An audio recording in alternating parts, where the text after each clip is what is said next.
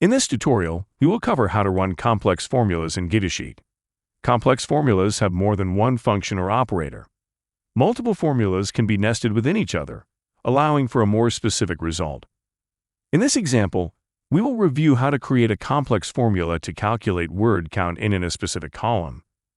Navigate to the plus icon and select Formula from the drop-down. Once selected, type in the name of the new column. Next, we're going to type in the complex formula. The first part of the formula checks if the column industry on this dataset is empty. If the industry column contains empty values, the formula will return 0.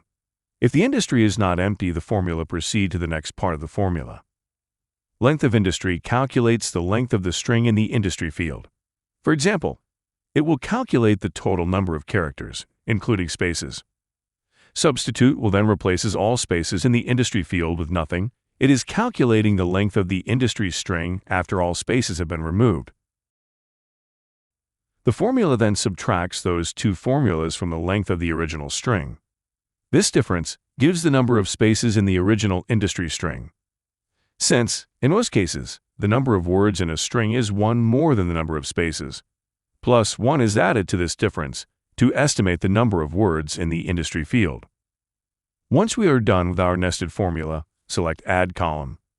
This creates a new column that includes our formula. And that's it. It is so easy to run complex formulas in Gigasheet. If you have any more questions, feel free to email us at support@gigasheet.com. Thank you for watching.